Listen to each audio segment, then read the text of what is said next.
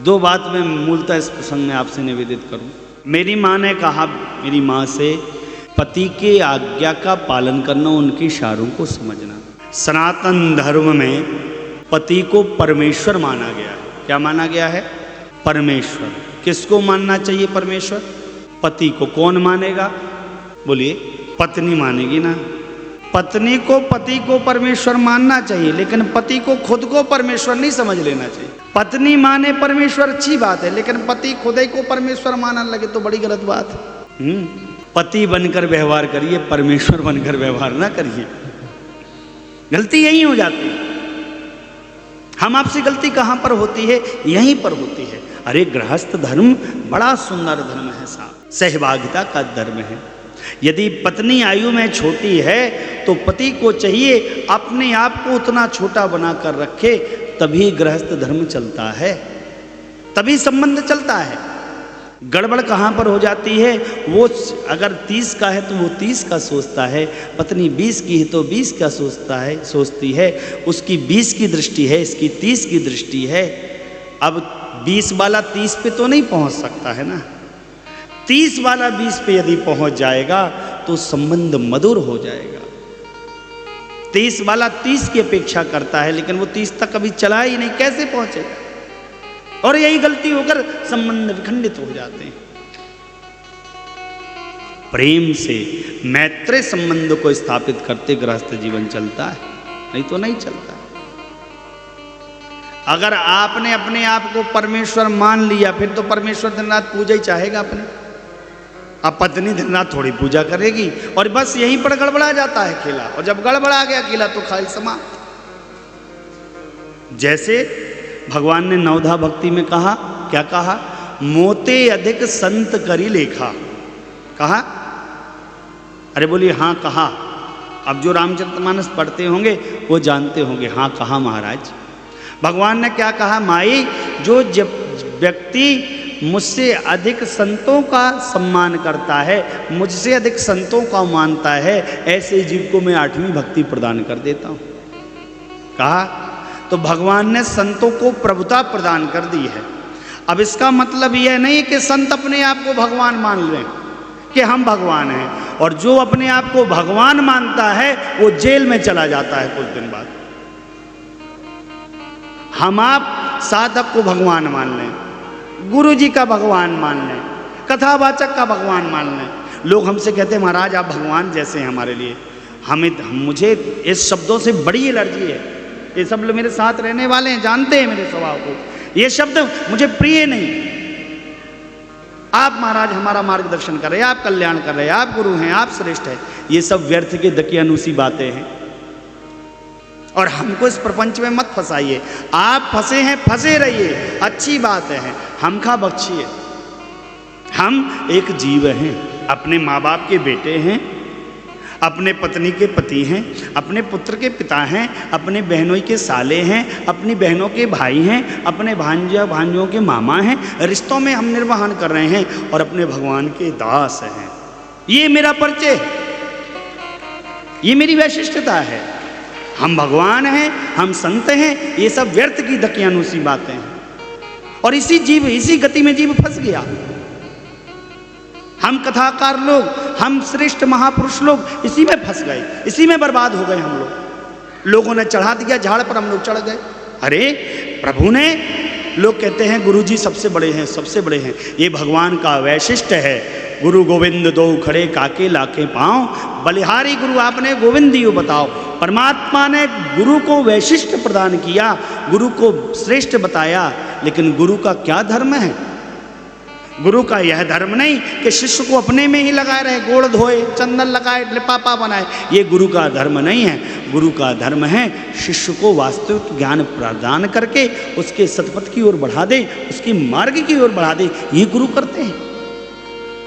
लेकिन गुरु जी लोग अपने में चेलन का लिपटाए रहते हैं। हमारे में लिपटे रहो, भगवान पाओ या ना पाओ कोई मतलब नहीं। कई लोग कहा महाराज बहुत अच्छी कथा आप कहते हैं, कितनी बढ़िया मीठी कथा कहते हैं। हमारी कथा सुन रहे हैं आप लोग? हमारी कथा सुन रहे हैं कि राम जी की कथा सुन रहे हैं? ये राम जी की कथा मीठी ही है, अरे समाज की तो दशा यहाँ तक मैंने दर्शन कर ली है। लोग कहते हैं आधुनिक तुलसीदास जी हैं, ये कलयुग के तुलसीदास जी हैं। अब तुलसीदास जी का भी नहीं छोड़ा आप लोगों ने, कथावाचक जी तुलसीदास जी महाराज हो गए। जिस ग्रंथ का जूठन उठा उठाकर हम कथाकार लोग अपने जीवन को पाल रहे, पोस रहे, सुख वैभव का वर्णन कर रहे, हम क्या गोस्वामी जी के तुल्य हो जाएंगे? लेकिन आपकी दृष्टिकोण को क्या कहना साहब। अरे इतना समझा होता कि जिस ग्रंथ से कथाकार कथा बोलकर आपके मन को रिझा ले रहा है, मन को रमा दे रहा है, यदि कथाकार से प्रेम करा दिया कथा ने, कहीं उस ग्रंथ से प्रेम हो गया होता तो परम परमेश्वर से आपका प्रेम स्थापित हो गया होता। लेकिन आप नहीं करते, आप कथाकार में फंसे रह गए, इस हाड़ माँ की देश में फंसे रह गए। निकलिए बाहर। हमारे जैसे ना जाने कितने आए, आ चुके हैं, आने वाले हैं, आते रहेंगे। गोस्वामी जी का यह ग्रंथ सदा सर्वदा के लिए अमर ग्रंथ है। यह ग्रंथ यहीं पर रहेगा, ये कथा भी यहीं रहेगी। कथावाचक आते जाते रहेंगे, बदलते रहेंगे, लेकिन न कभी ग्रंथ बदलने वाला है, न भगवान की कथा बदलने वाली है। इसलिए माई बाप, कथाकार से प्रेम न करिएगा, करना है तो प्रेम भगवान की कथा से कर दीजिएगा। यदि कथा से प्रेम हो जाएगा तो जीवन का कल्याण हो जाएगा।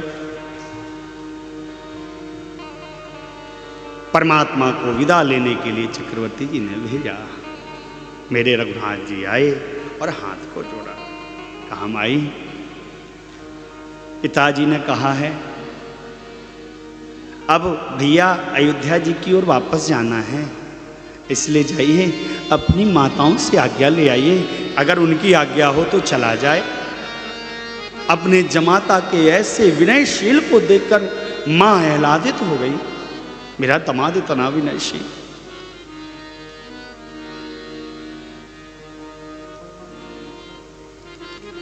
मेरे भगवान कहे माई आप चिंता न करिएगा, मैं आपकी पुत्रियों को कोई कष्ट नहीं दूंगा मां, उनका संहार करूंगा, आप चिंता मत करिएगा माई। ना मेरे भैया करेंगे, मेरे अधीन हैं, मैं जो कहूंगा वैसे ही पालन करेंगे। बड़े संस्कार में आए परमात्मा का क्या कहना। दामाद को साल भर में एक बार तो ससुराल जाना ही चाहिए। और माताओं, आपके यहाँ का तो नहीं पता, हमारे यहाँ दामादों का बहुत सम्मान है, बहुत सत्कार है हमारे यहाँ दामादों का। मेरा भांजा है, नाम है शांतम तिवारी। उससे मेरी छोटी वाली बहन ने पूछा एक दिन, छोटा सा था वो, तो छोटी वाली बहन ने उससे पूछा कि क्यों माधव, माधव उसको बोलते हैं, माधव आप प्रेम विवाह करेंगे कि माता पिता की आज्ञा से विवाह करेंगे? तो बोला कि मौसी मैं तो जहाँ मेरे मम्मी पापा कहेंगे वहीं विवाह कर लूँगा। तो मेरी बहन ने पूछा क्यों करोगे विवाह जहाँ मम्मी पापा कहेंगे? कहता है कि मेरे पापा जब नानी के घर जाते हैं ना, तो नानी कितना स्वागत सत्कार करती हैं पापा का, कितना उनका स्वागत सत्कार होता है। ऐसा स्वागत सत्कार तो मैंने किसी का देखा नहीं आज तक। मेरी भी शादी होगी तो मेरा भी ऐसा स्वागत सत्कार होगा। हाँ, अपने मन से कर लूँगा तो पता नहीं वहाँ होता कि नहीं होता। मध्य प्रदेश की परंपरा में दामाद का बड़ा स्वागत होता है। अरे साहब बहुत अद्भुत स्वागत, अलौकिक। क्या कहना दामाद का, कहो अद्भुत सा, देखने योग्य है। तो दामाद को साल भर में एक बार कम से कम ससुराल जाना चाहिए। अगर ससुराल में एक साल में भी दामाद का चरण पड़ गया तो ससुराल में आनंद बना रहता है, सुख बना रहता है, समृद्धि बना रहता है। यूँ तो दामाद को कहते हैं लोग 10वां ग्रह है। 9 ग्रह के बाद अगर कोई 10वां ग्रह है तो दामाद व्यर्थ की दखवानूसी बातें। कई लोग कहते दामाद वो है जिसको देखने के बाद दम फूलने लगे। ये सब व्यर्थ की बातें हैं, ये सब व्यर्थ की परिचर्चा है। दामाद श्रेष्ठ है, आपने उसके पैर पूजे हैं, दान लिया है उसने आपसे, वो श्रेष्ठ है, उसका सम्मान करिए, स्वागत करिए, ये विधा है। मेरे परमात्मा विदा चाहते हैं। रघुनाथ जी को विदा लेते हुए देखा सखियों ने, कहा राम जी क्या आप सच में जा रहे हैं? सच में चले जाएंगे? परमात्मा ने सखियों से कहा, हाँ अब हमको जाना ही होगा। पिताजी ने कहा है अब अयोध्या चलिए वापस, बहुत दिन हो गया, बहुत दिन हो गया। सखियां मेरे रघुनाथ जी को रिझाती हैं और कहती हैं, तोहें राखूं मैं सजनवा, कवन विधि से, ओ कवन विधि से, तोहें राखूं मैं सजनवा, कवन विधि से, ओ कवन विधि से, तोहें राखूं मैं सजनवा, कवन विधि से, ओ कवन विधि से।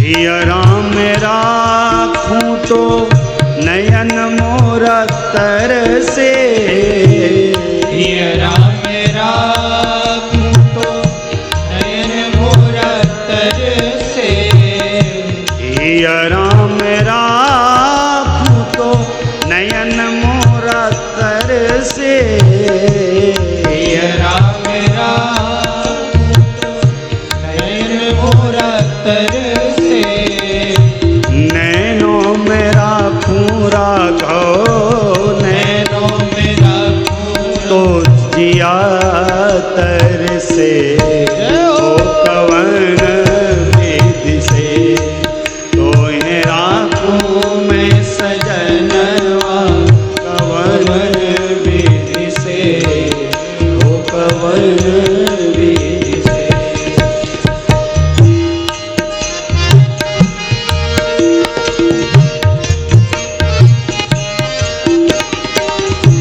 नयन निहारूं अपन पवारूं, नयन निहारूं अपन पवारूं, नयन निहारूं अपन पवारूं, नयन निहारूं अपन पवारूं, आरती उतारूं राघव, आरती उतारूं रोम रोम हर्षे, ओ कवन विधि से, तोहें राखूं मैं सजनवा, कवन विधि से, ओ कवन विधि से।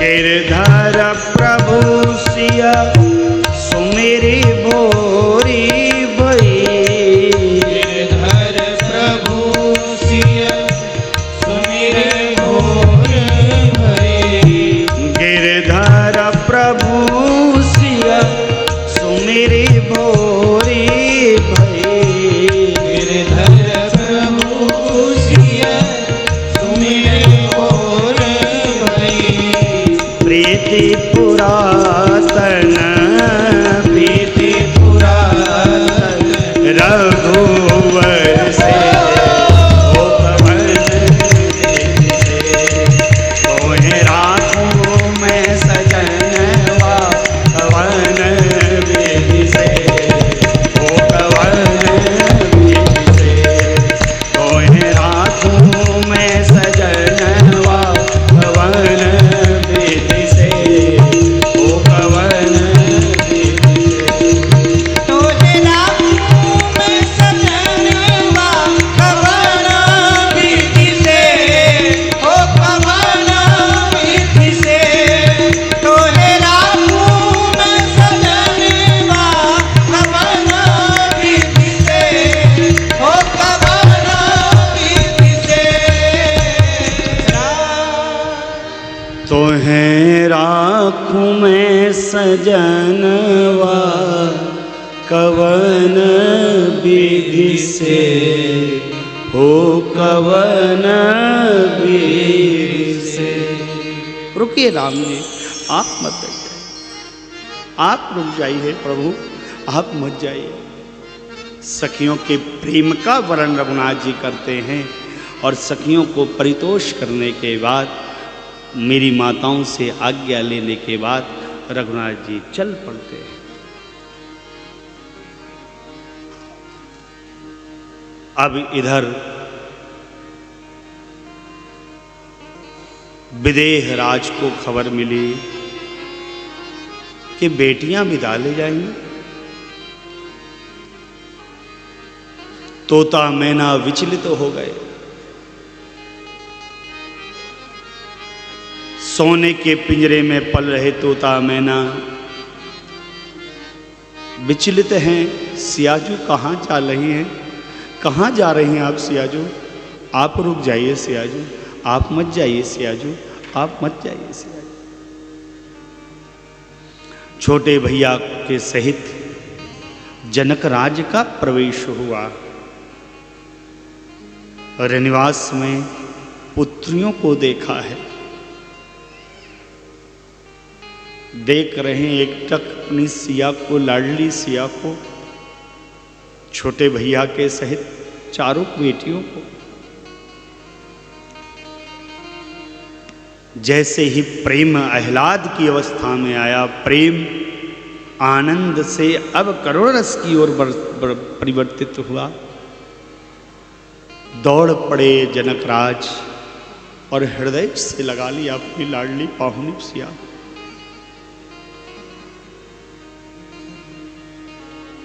हृदय से लगाने के बाद इतना रोए, इतना रोए, इतना रोए, कहने में नहीं आता। महाज्ञानी की ज्ञान की मर्यादा समाप्त हो गई। वो विदेहराज जो देह से परे थे, आज देह को धारण कर लिए। होता भी है, बेटी को विदा करना सरल काम नहीं है, बड़ा कठिन काम है। कोई साधारण काम नहीं है बेटियों को विदा करना। मेरी तो 5 बहनें, 4 को मैं विदा किया हूं, पता है मुझे, अनुभव है मुझे उस दृश्य का। और माई बाप सबके लिए तो बेटी को विदा करना आसान है, लेकिन एक पिता के लिए अपनी बेटी को विदा करना बड़ा कठिन काम है, आसान नहीं। माँ तो कैसे भी घर के काम में व्यस्त रहकर अपने आप को संभाल लेती है, लेकिन पिता नहीं संभाल पाता है। बेटी की विदाई पिता को तोड़कर रख देती है।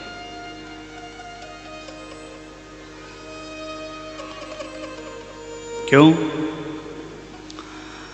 बेटी दिन रात केवल पिता में ही जीती है।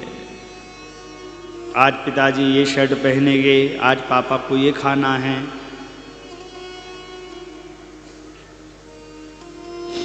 आज पापा ऐसे रहेंगे, आज ये कोट पहन लीजिएगा, आज ये सूट पहन लीजिएगा। अरे बेटी दिन भर पिता का ध्यान रखती है। इसलिए कि मैं जान रहा हूं कि मैं देखता हूं ना, मेरी बहनें करती रहती हैं अपने पिताजी को दिन भर, पापा को ऐसा, पापा को ऐसा, पापा को ऐसा, पापा को ऐसा।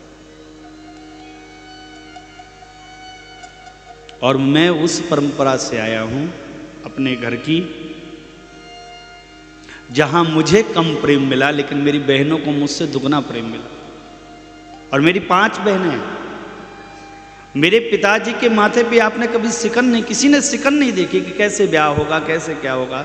साधारण नौकरी थी पोस्ट ऑफिस की। हम 5 बहनों को, मुझे 6 मिलाकर भाई बहन थे, पढ़ाया और पढ़ाकर सबको योग्य बनाकर विदा भी किया। कभी मैंने अपने पिताजी को परेशान नहीं देखा अपनी बहनों के विवाह को लेकर, उनके पालन पोषण को लेकर। और मेरे पिताजी ने कभी भी भेदभाव नहीं किया, कभी भी नहीं किया। मुझे भले थोड़ा कम दे दिया, लेकिन मेरी बहनों को खूब लाड लड़ाया। आज भी यदि मेरी किसी से बहस हो जाती है बहन से, तो मुझे डांट देते हैं, लेकिन अपनी बेटियों को नहीं डांटते। आज भी यही होता रहता है। पिता और बेटी का यह संबंध मधुर संबंध है। किसी साधक में लिखा है, कन्यादान हुआ जब पूरा, आया समय विदाई का, हंसी खुशी सब काम हुआ था, सारी रस्म अदाई का। बेटी के उस करुण स्वर ने बाबुल को झकझोर दिया। पूछ रही थी, पापा तुमने क्या सचमुच मुझे छोड़ दिया। अपने आंगन की फुलवारी मुझको सदा कहा तुमने। मेरे रोने को पल भर भी पापा सहा नहीं तुमने। क्या इस आंगन के कोने में मेरा कोई स्थान नहीं? अब मेरे रोने का पापा क्या आपको भी ध्यान नहीं? देखो अंतिम बार दे हरि लोग मुझे पुजवाते हैं। आकर पापा क्यों नहीं इनको आप नहीं धमकाते हैं। नहीं रोकते ताऊ चाचा भैया से भी,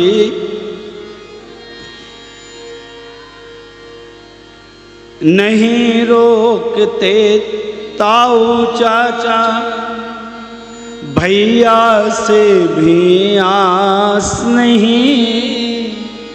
ऐसी भी क्या निष्ठुरता है, आता कोई पास नहीं।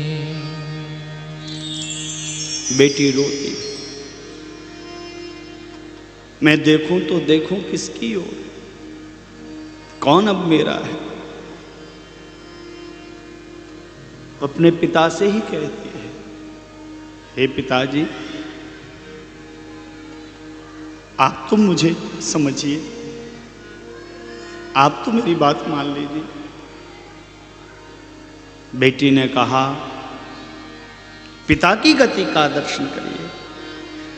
बेटी की बातों को सुनकर पिता नहीं रह सका खड़ा। उमड़ पड़े आंखों में आंसू, बदहवास सा दौड़ पड़ा। छोटी बचिया सी वह बेटी लिपट पिता से रोती थी। मानो यादों के अक्षर वह अश्रु बिंदु से धोती थी। बेटी के जाने पर घर ने, बेटी के जाने पर घर में जाने क्या क्या खोया है। बेटी के जाने पर घर ने जाने क्या क्या खोया है। कभी न रोने वाले पापा फूट फूट कर रोया है।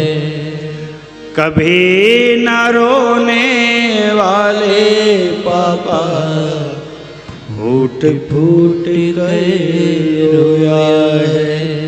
फूट फूट कर रोया है।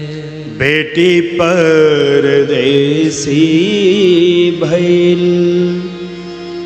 पड़त सिंदूरवा।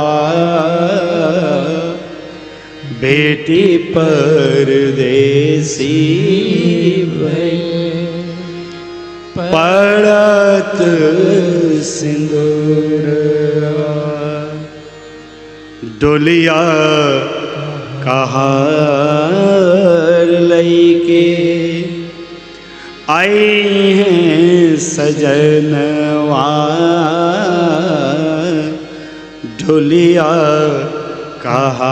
कहार लईके आई हैं सजनवा। बाबूजी की ससिया की मोती फिसल गई। बाबूजी की ससिया की मोती फिसल गई। माई की अखियाँ की ज्योति निकल गई। माई की अखियाँ की ज्योति निकल गई। आंगना न नीक लागे। आंगना न नीक लागे। भावे ना दुअरवा। बेटी परदेसी भइल पड़त सिंदूरवा। बेटी परदेसी भइल पड़त सिंदूरवा।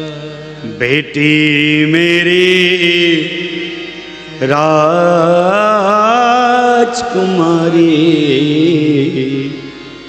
लक्ष्मी का अवतार। बेटी मेरी राजकुमारी लक्ष्मी का अवतार। प्यारी बेटी राज दुलारी। प्यारी बेटी राज दुलारी। मेरो सब संसार। बेटी मेरी राज दुलारी लक्ष्मी का अवतार। पिता बर्दाश्त नहीं कर पाता है बेटी के विदाई को। महाराज ने कहा, पुत्री कहाँ जा रही हो बेटी? अरे बेटी, आप जानती हो आप मेरी केवल पुत्री बस नहीं हो बेटी, आप मेरे जीवन की भक्ति हो। जब आप मेरे जीवन में आई हो तभी तो मुझे ब्रह्म का दर्शन प्राप्त हुआ है। आप कहाँ जा रही हो बेटी? महाराज इतने प्रेम में विह्वल है कि बेटी को विदा नहीं करना चाहते हैं। सचिव समझाते हैं, महाराज अवसर ठीक नहीं है, विदा करना ही होगा, करना ही होगा, बेटियों को विदा कर दिया जाए। सचिवों ने समझाया तो महाराज ने सुंदर 4 पालकियों को मंगाया और अपने प्रेम की पाहुनी लाडली पुत्रियों को डोली में बिठाकर विदा कर दिया है परमात्मा और भैया के साथ। अब मिथिलेश आए अवधेश के पास और हाथ जोड़ लिए, कहा महाराज मैं आपके बारे में क्या कहूँ महाराज। देखिए मिथिलेश अवधेश के प्रति बोल पड़े हैं। शिवजी कहते देवी दर्शन करिए इस भाव का। मेरे अब मिथिलेश कहते हैं महाराज, करऊँ कवन विधि विनय बनाई,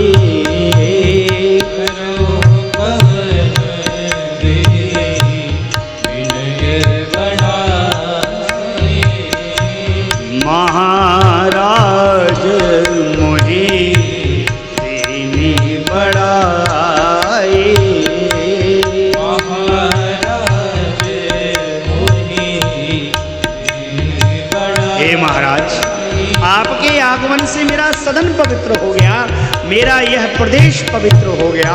आपने आगमन करके मुझे प्रभुता प्रदान कर दी। इसलिए महाराज मैं आपका प्रशंसन वंदन किस प्रकार करूं। महाराज मोहे दीनी बड़ाई, महाराज मोहे दीनी बड़ाई। अवधेश ने सुना, कहा महाराज क्या कहा आपने। हे महाराज, अरे हम तो लेने वाले हैं महाराज, याचक हैं, आप दाता हैं महाराज। दाता सदा सर्वदा बड़ा होता है महाराज, लेने वाला छोटा होता है महाराज। इसलिए महाराज मैं क्या कहूँ आपके बारे में।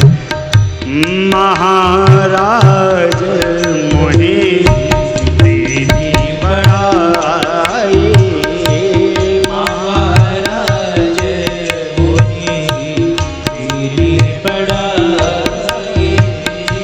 करऊँ कवाना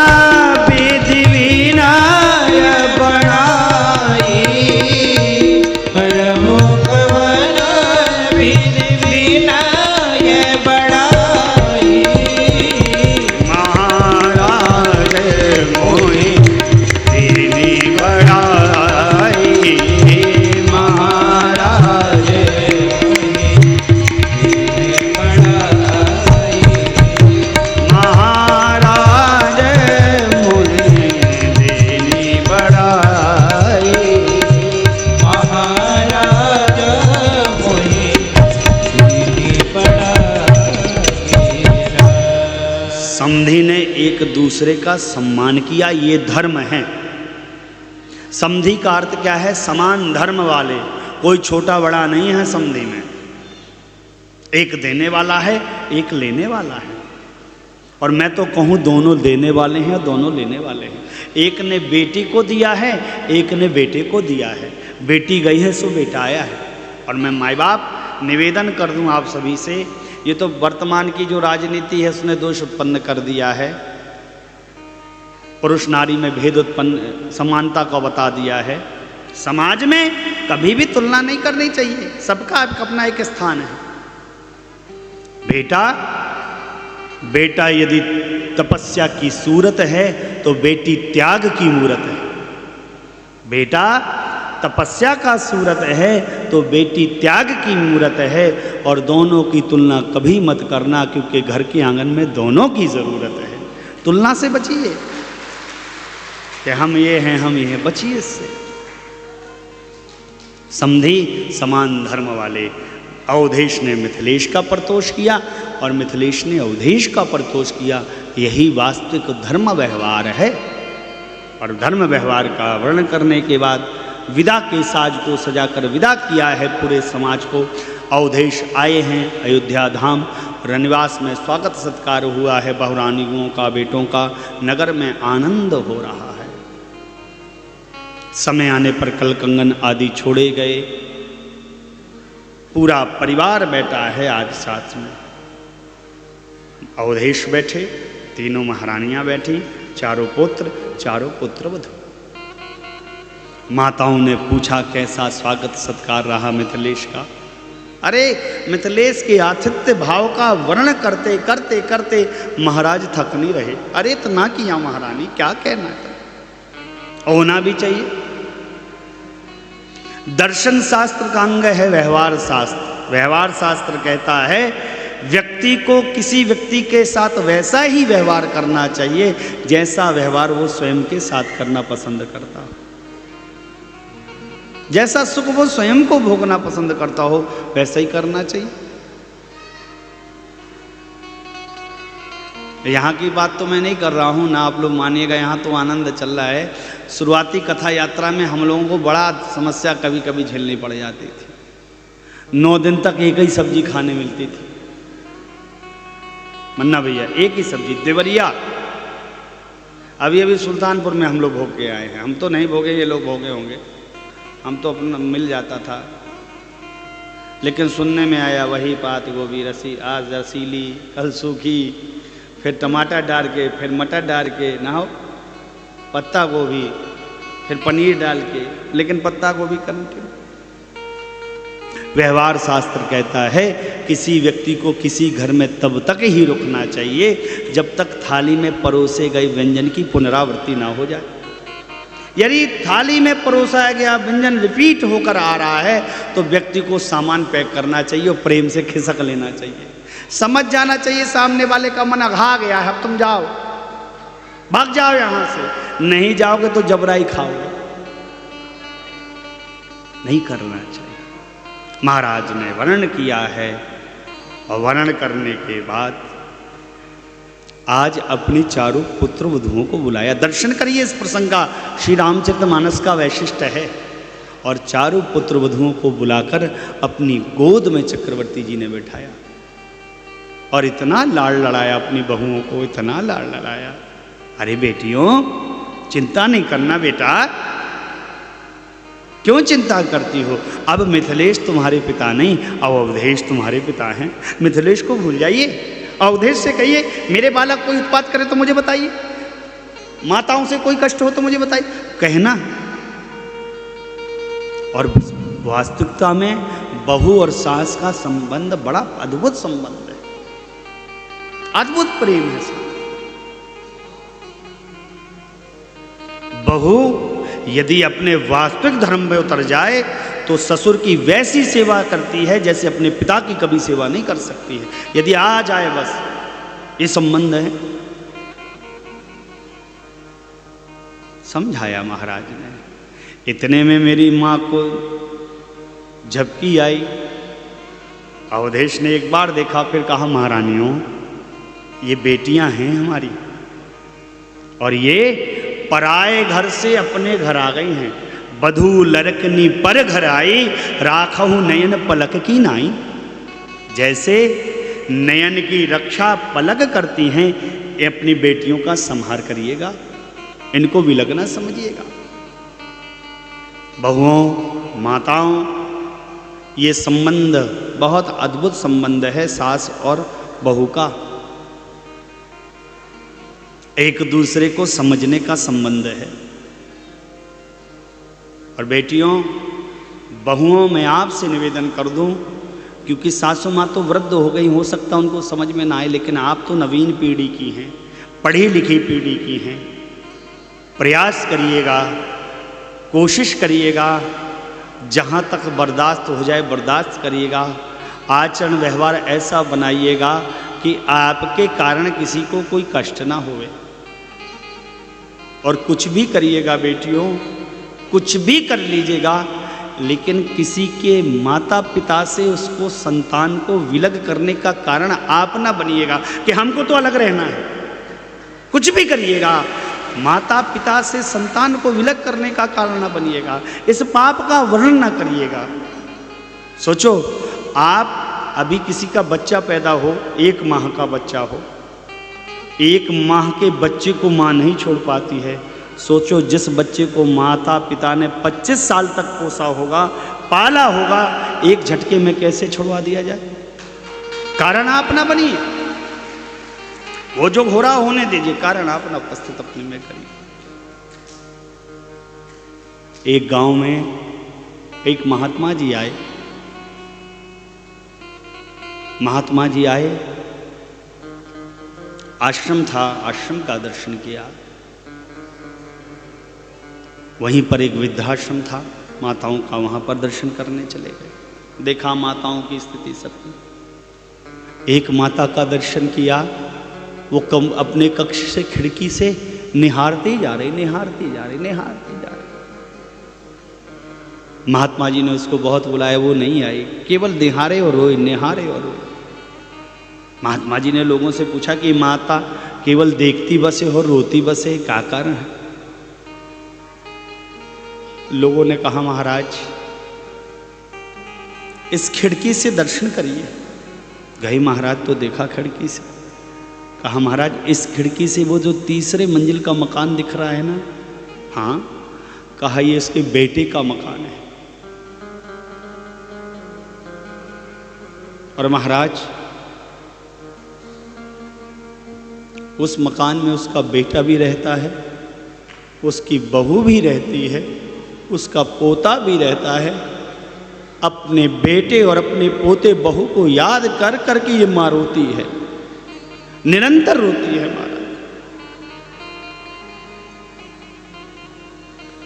दम्भ और स्वार्थ इतना नहीं बढ़ना चाहिए माताओं कि दम्भ और स्वार्थ के चक्कर में आप धर्म को ही छोड़ दो।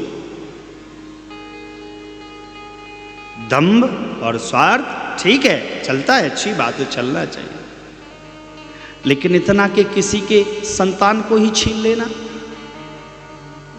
दुनिया का महापाप। और क्षमा करिएगा,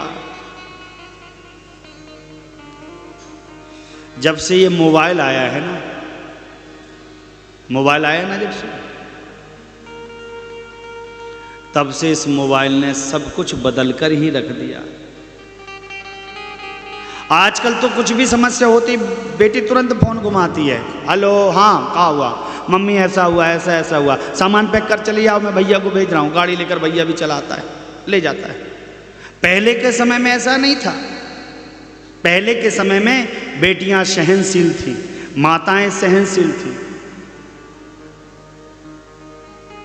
पहले का समय ऐसा था।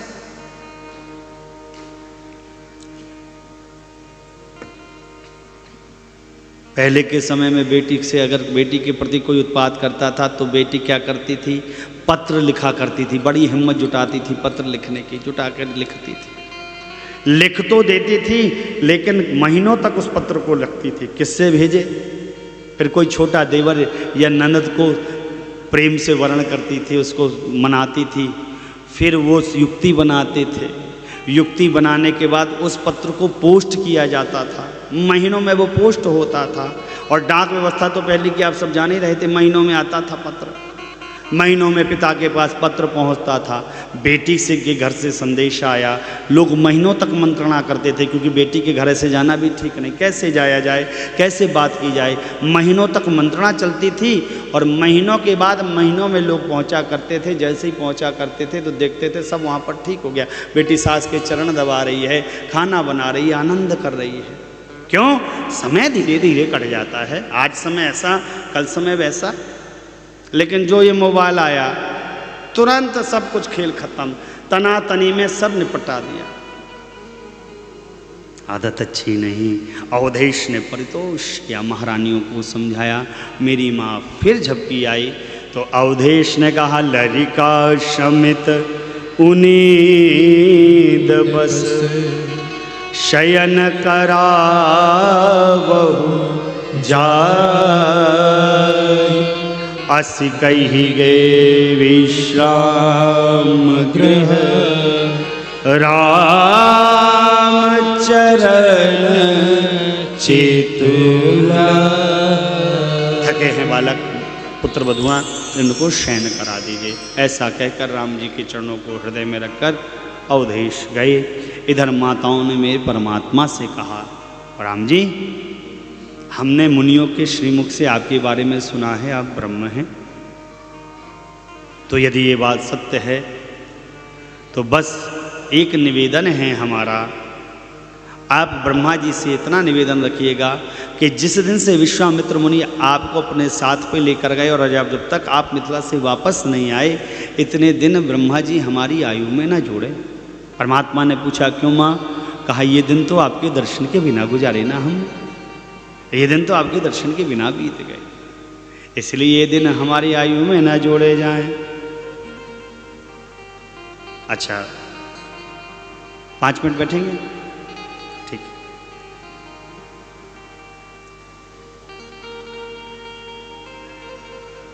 माँ का परितोष किया है भगवान ने, और माँ का परितोष करने के बाद परमात्मा विश्राम करने गए। विश्वामित्र मुनि विदा चाहते हैं, लेकिन अवधेश रोकते हैं। 7 दिन तक रुकने का क्रम, और अंतोगत्वा विश्वामित्र मुनि के जाने का साज सज गया है। आज विश्वामित्र मुनि विदा लेंगे, ऐसा जाना है चक्रवर्ती जी ने।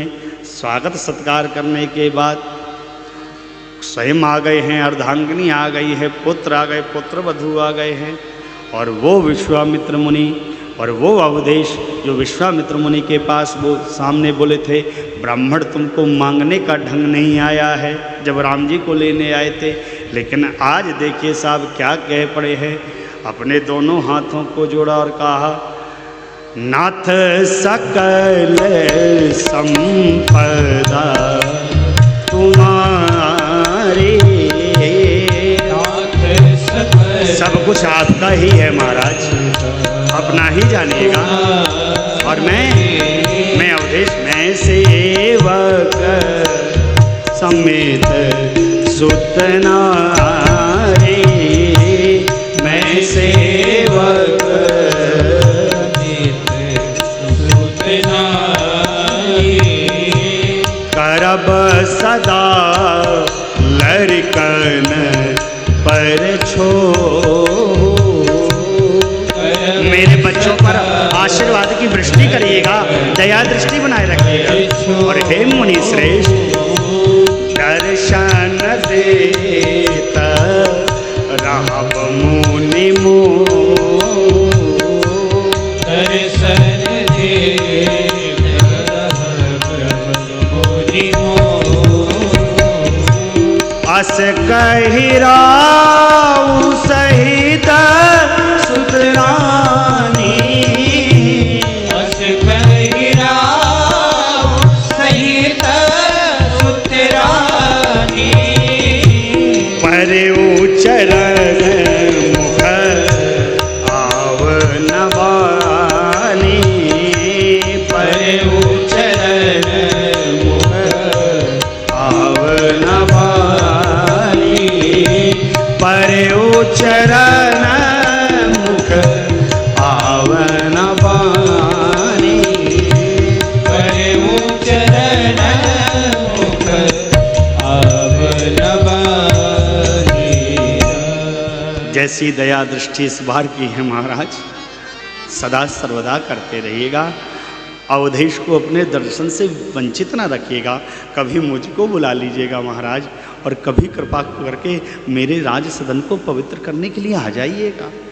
विश्वामित्र मुनि ने सुना, गदगद हो गए, पूरे परिवार के सहित दंडवत किया है। आज विश्वामित्र मुनि को अवधेश ने बहुत प्रकार के आशीर्वाद को प्राप्त किया है। विश्वामित्र मुनि का गमन हुआ, विदा लिया है विश्वामित्र मुनि ने। आगे कथा के प्रसंग में वामदेव ऋषि का आगमन होता है। वामदेव ऋषि ने विश्वामित्र मुनि की सारी कथा को सुनाया है। गोस्वामी जी इस कांड को पूर्ण करने के पूर्व लिखते हैं कि मैंने अपनी गिरा को पावन करने के लिए रघुनाथ जी के पावन यश को कहा। वाह, परमात्मा का चरित्र अपार है, कोई कभी पार नहीं पा सकता, समुद्रवत है। जो इस चरित्र को गाएंगे, सुनेंगे, श्री सीताराम जी के प्रेम प्रसाद को पाएंगे, और उनके प्रेम प्रसाद के परिणाम स्वरूप भगवान का पावन घर उनके हृदय में उत्पन्न हो जाएगा। ऐसा कहकर गोस्वामी जी ने बालकांड को विश्राम दे दिया है। आइए, भैया को विदा भी ले करना है, सम्मान भी करना है। उसके पूर्व बस 2 मिनट बैठिए। चक्रवर्ती जी के जीवन में यह लाभ क्यों आया, इतना आनंद क्यों आया?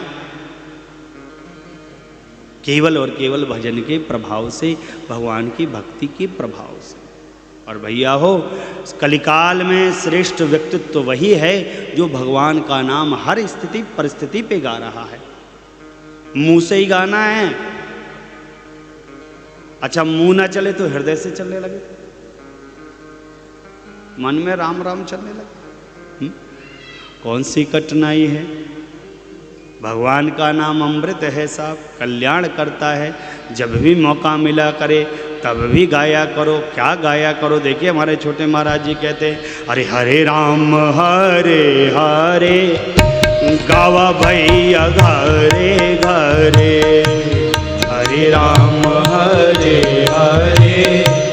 गावा भैया घरे घरे, हरे राम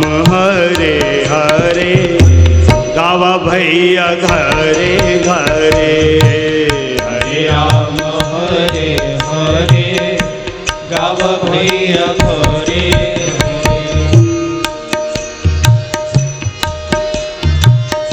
जौने हमें सीताराम, जौने हमें सीताराम, ओहे हमें राधे श्याम, ओहे हमें राधे श्याम। हाँ जौने हमें सीताराम, जौने हमें सीताराम, ओहे हमें राधे श्याम, ओहे हमें राधे श्याम। अंतर न केहू करे गावा भैया घरे घरे, अंतर न केहू करे गावा भैया घरे घरे, हरे राम गावा भैया घरे घरे, हरे राम गावा भैया घरे।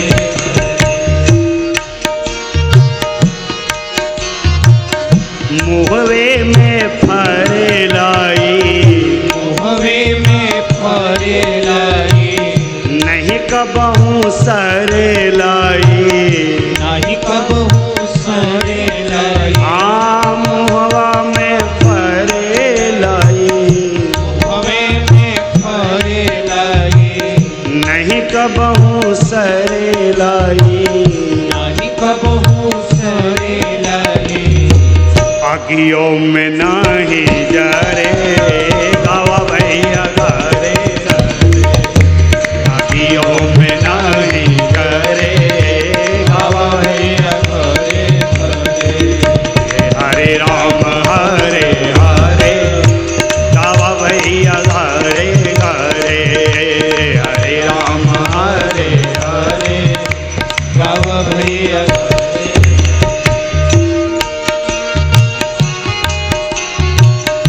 अवसर ना ऐसन आई, अवसर ना ऐसन आई, नरतन मिलल बा भाई, नरतन मिलल बाबा। अवसर ना ऐसन आई, अवसर ना ऐसन आई, नरतन मिलल बा भाई, नरतन मिलल बाबाई। बैठ चाहे बोला करे गावा भैया घरे घरे, बैठा बोला चाहे करे गावा भैया घरे घरे, हरे राम गावा भैया घरे घरे, हरे राम गावा भैया घरे घरे। गाय के गैल दास गयतरी, गाके गईल दास गयतरी, राजन सुना सांचे जिगरी, राजन सुन साचे जिकरी। गा के गैल दास गयतरी, गाके गईल दास गयतरी, राजन सुन सांचे जिगरी, राजन सुन साचे जिकरी। नमो से काल डरे गावा भैया घरे घरे, नमो से काल गावा भैया घरे घरे। हरे राम गावा भैया घरे घरे, हरे राम हरे हरे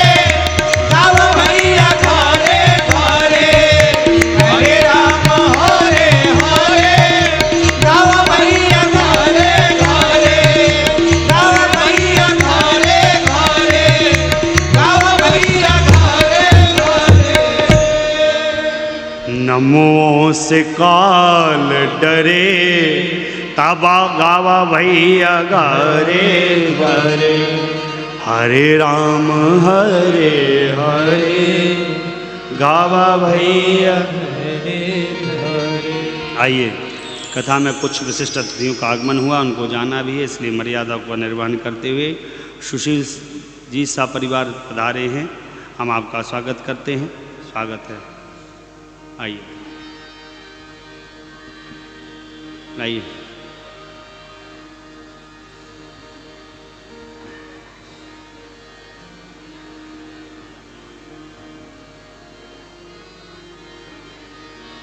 श्री राम जय राम जय जय राम, श्री राम जय राम जय जय राम, श्री राम जय राम जय जय राम, श्री राम जय राम जय जय राम, श्री राम जय राम जय जय राम, श्री राम जय राम जय जय राम, श्री राम जय राम जय जय राम, श्री राम जय राम जय जय राम, श्री राम जय राम जय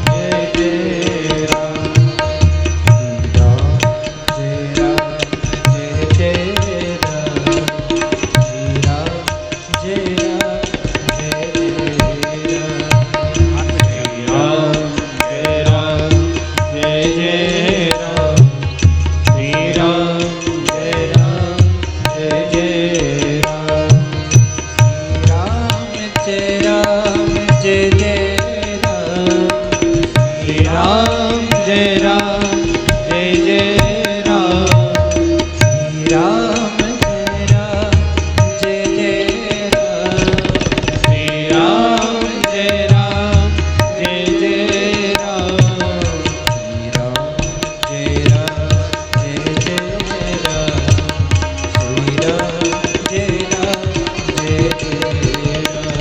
जय राम, श्री राम जय राम जय जय राम, श्री राम जय राम जय जय राम, श्री राम जय राम जय जय राम, श्री राम जय राम जय जय राम, श्री राम जय राम जय जय राम, श्री राम जय राम जय जय राम, श्री राम जय राम जय जय राम।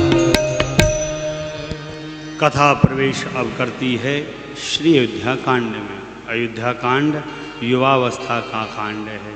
3 श्लोकों में गोस्वामी जी ने वंदन किया और सबसे पहले गुरुदेव का वंदन किया है। आइए हम आप भी इस दोहे के माध्यम से गुरुदेव का वंदन करते हैं।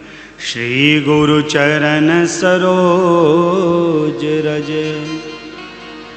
निज मन मुकुर सुधार, बरनौ रघुवर विमल जसु, जो दायक फल चार। गुरुदेव के चरण रज का वंदन मैं करता हूँ और चरण रज का वंदन करने के बाद अपने मन रूपी दर्पण को सुधारता हूँ। फिर श्री रघुनाथ जी के पावन यश का वर्णन करता हूँ जो 4 फल को देने वाला है। ऐसा कहकर गोस्वामी जी ने वंदन किया और वंदन करने के बाद उन चौपाइयों का वंदन किया। महापुरुषों के श्रीमुख से मैंने ऐसा सुना है, ग्रंथ के वैशिष्ट के माध्यम से मैं आपको निवेदन कर दूं। महापुरुष ऐसा कहते हैं, श्रीवद के साधक ऐसे कहते हैं, रामचरितमानस के वेत्ता ऐसे कहते हैं कि अयोध्या कांड की इन चौपाइयों का जो जीव नित्य पाठ करता है उनके घर में अमंगल का हरण हो जाता है, सदा सर्वदा मंगल ही होते रहते हैं। ऐसा वैशिष्ट को प्रदर्शित करते हुए, उल्लेखित करते हुए गोस्वामी जी ने इन चौपाइयों को लिखा। ये हम आप भी दर्शन करें। जब ते राम ब्याही घर आए, नित्य नाम मंगल मोद बधाए।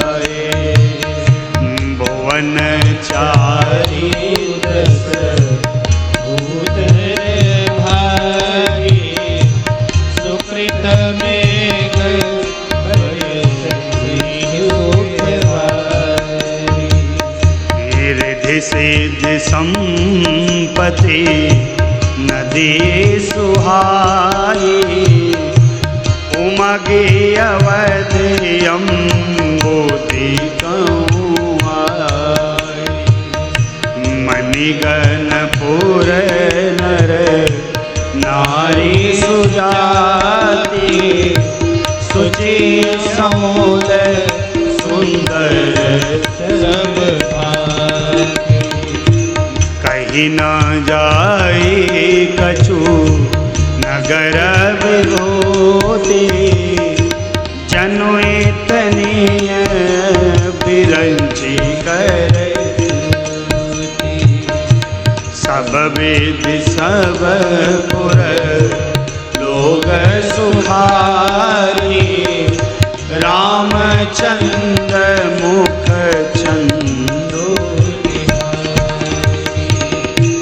मुदिता मातु सब सखी सहेली, फलित बिलो की मनोरथ बेली। राम रूप गुण शील स्वभाव, प्रमुदित होई देखे सुनि राव।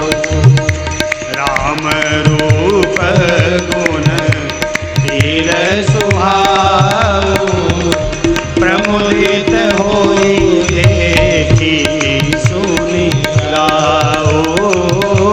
प्रमुदित होई देखी सुनि राव, प्रमुदित होई देखी सुनि राव। जब से मेरे परमात्मा ब्याह करके आए, श्री अयोध्या धाम पर आए, तीनों लोग 14 भुवन में आनंद आनंद हो गया। पुण्य रूपी मेघ आकर अयोध्या धाम पर आनंद की और पुण्य की वृष्टि करने लगे। रिद्धि शुद्धि रूपी नदियां स्वतः अवध रूपी समुद्र से मिलने चली आईं। इस प्रसंग के माध्यम में से मैं आपसे एक बात कहूं, बेटा बेटी के ब्याह को करिए, आनंद मनाइए, उत्सव मनाइए, और ब्याह करने के बाद बेटा बेटी को कुल्लू मनाली भेजिए, शिमला भेजिए, श्रीनगर भेजिए, जहाँ भेजना हो खूब भेज दीजिए, लेकिन पहले बेटा बेटियों को तीर्थ कराइए, देव दर्शन कराइए। जाओ बेटा, आपको गृहस्थ जीवन में प्रवेश करना है, आपका गृहस्थ जीवन आनंद पूर्वक हो, विघ्न पूर्वक निर्वहित हो, इसके लिए देवताओं का आशीर्वाद ले लो, तीर्थ दर्शन कर लो, उसके बाद घुमाइए जहाँ घुमाना है, पहले ये करिए। धर्ममय जीवन होगा तो धर्म के कारण सुख समृद्धि बिना बुलाए चले आएगी। दर्शन करिए, पुण्य रूपी मेघ आकर पुण्य की वृष्टि करते हैं। नगर का इतना अलौकिक श्रृंगार कहने में नहीं आता, कोई बखान नहीं कर सकता है। राम जी के रूप माधुर का दर्शन करते हैं, अवधपुरवासी आनंद में निमग्न हो जाते हैं। चक्रवर्ती जी मेरे रघुनाथ जी के रूपशील स्वभाव की प्रशंसन वंदन सुनते हैं, आनंदित होते हैं। कथा प्रसंग आगे बढ़ा। नगर जनों की अभिलाषा आई कि महाराज राम जी को युवराज पद पर अभिषेक दे देते तो जीवन जीने के लाभ को भी हम प्राप्त कर लेते। शंकर जी की शरण जाते हैं, आनंद होता है। इधर महाराज अलंकारों से युक्त होकर मुकुट को लगाकर दर्पण को देखा, और दर्पण को देखते समय मुकुट तिरछा दिखाई पड़ा, कान के बाल सफ़ेद दिखाई पड़े। बुढ़ापों ने अंदर से आवाज़ लगा दी, महाराज अभी तक मुकुट का लोभ है। अरे राम जी सब प्रकार लायक हो गए, युवराज पद पर आसीन कराकर जिम्मेदारियों से मुक्त हो जाइए। ऐसा जानकर सचिवों सामंतों से मंत्रणा की है अवधेश ने, और गुरुदेव के पास पहुँचे। वंदन प्रशंसन गुरुदेव का किया और अपनी अभिलाषा को रखा। कहा महाराज किस दिन मैं राम को युवराज बना दूं? श्रेष्ठ मुहूर्त श्रेष्ठ नक्षत्र। गुरुदेव ने सुना तो कहा राजन आपकी मनोकामना बड़ी दिव्य है, लेकिन राजन जिससे विमुख होकर संसार के सारे जीव पछताते हैं, बजाइए।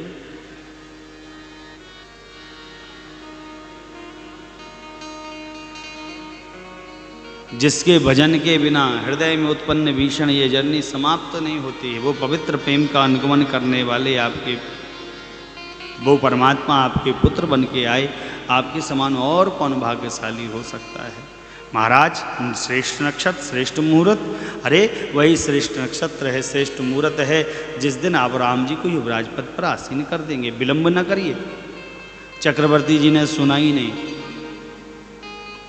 और चक्रवर्ती जी ने केवल एक दिन का विलंब किया, और एक दिन के विलंब के परिणाम स्वरूप चक्रवर्ती के जी के जीवन में वो दिन आया ही नहीं, 14 वर्ष के लिए वो टल गया। उपस्थिति कारण विघ्न। कभी भी कोई मंगल काम करिए तत्काल कर लीजिए, कल पर ना टालिए।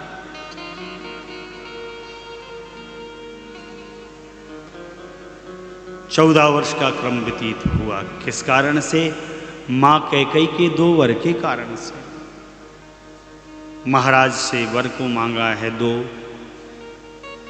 पहले वर में मांगा राम को नहीं, आप भरत को युवराज बनाएंगे, राम को नहीं। महाराज ने कहा देवी ठीक है, अच्छी बात है, राम है सो भरत है।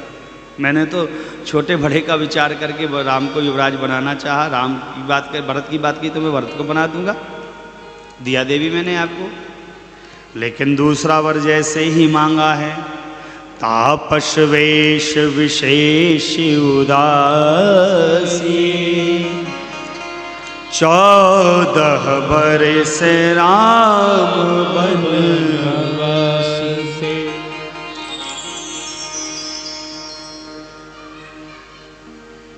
क्या मांगा?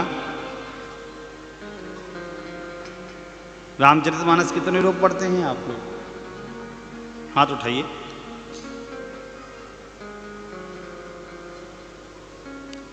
इस प्रसंग को पढ़ा है आप लोगों ने? क्या मांगा वर?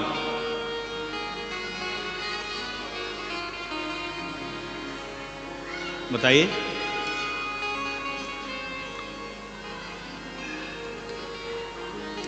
विशेष उदासीन व्रत का अनुबंध लेकर रघुनाथ जी 14 वर्ष के लिए वन को चले।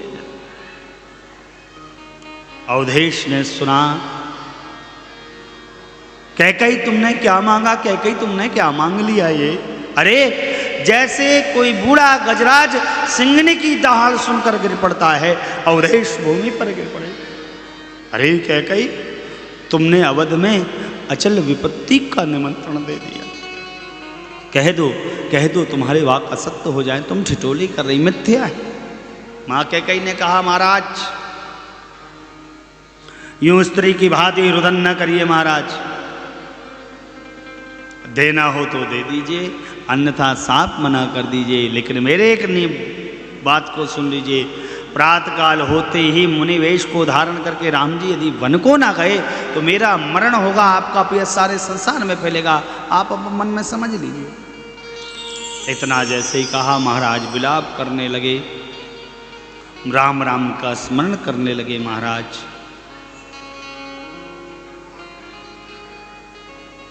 रात्रि बीतने के बाद प्रातःकाल हुआ। बिरदावली गाने वाले भाटों ने बिरदावली का गान किया है। महाराज के कानों पर ध्वनि जाती तो अपने कान को मूंदते हैं। लोग आश्चर्य में हैं, क्योंकि महाराज तो प्रातः होने के एक पहर पहले ही जाग जाया करते थे, लेकिन आज जागे नहीं। आर्य सुमंत्र से कहा देखिए क्या हुआ महाराज को। ये भैया इन बच्चों को पकड़िए, गिर जाएगा किसी, इनके मुंह टूट जाएंगे। अभी ऐसी कथा ना सुनिए माताओं के, लड़का के मुंह तोड़वा दीजिए। पकड़िए अपने बच्चों को।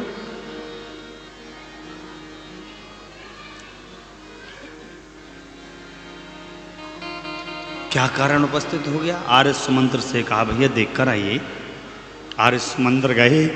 महाराज राम राम का स्मरण कर रहे, नेत्रों से अश्रुपात हो रहे, मलिन वस्त्र को धारण करे अवधेश भूमि पर लेटे। समझा कुछ गलत हो गया। माँ कैकेयी से पूछा महारानी महाराज की ऐसी दशा क्यों हो गई?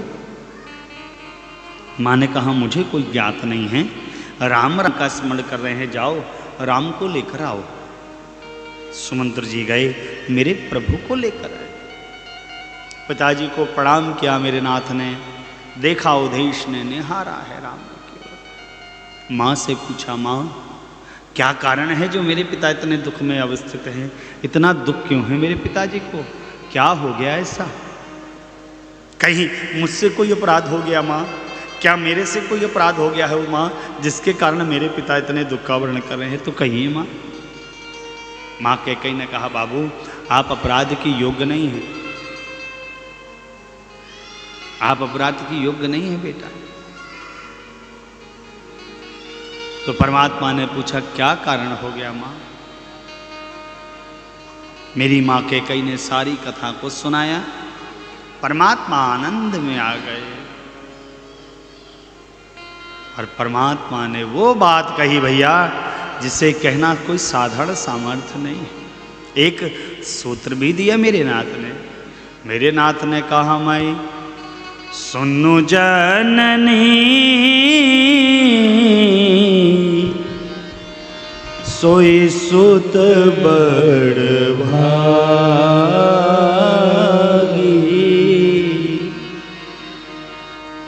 जे पी तुमात बचन अनुरागी,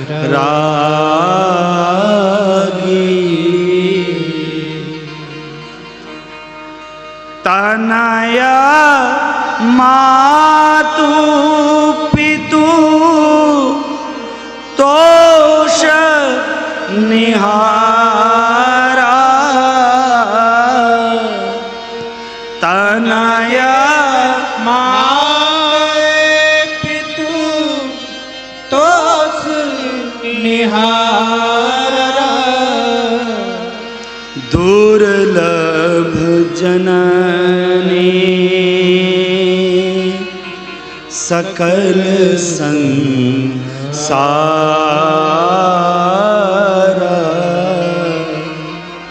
दुर्लभ जननी सकल संसारा। हे माँ, वो पुत्र बड़ा भाग्यशाली है माँ जो अपने माता पिता के चरणों में भी प्रेम करता है और माता पिता के वचनों में भी प्रेम करता है। चरण में तो सब कोई अपने माता पिता के प्रेम करता है, लेकिन वचनों में कोई कोई बिरला ही प्रेम करता है। और माँ, ये सौभाग्य मुझको मिल गया। और प्रभु ने इधर मेरी माँ कैकेयी को जननी शब्द से संबोधित किया। माँ कैकेयी को गलत ना समझिएगा आप लोग, गलत नहीं है माँ कैकेयी। मेरी माँ कैकेयी मेरे राम जी को भरत जी से भी अधिक प्रेम करती है। इतना प्रेम करती, इतना प्रेम करती, कहने में नहीं आता। लेकिन माँ ने सोचा कि राघव तो ब्रह्म है, इनको लीला संवर्धित करनी है। यदि ये अयोध्या में ही रहेंगे तो फिर लीला कैसे होगी, कैसे कारण उपस्थित होंगे, क्या किया जाए? और राम मर्यादा पुरुषोत्तम है। राम को राम राज्य का स्थापन करना है, एक आदर्श चरित्र का वर्णन करना है। यदि अयोध्या ही रह गए तो राम की सर्व पूज्यता न विफल हो जाएगी, कोई पूजेगा नहीं। कैसे राम को आदर्श चरित्रवान मैं बनाऊं? और मेरी माँ कैकेयी ने अपयश को वर्ण करते हुए राम जी को वन भेज दिया।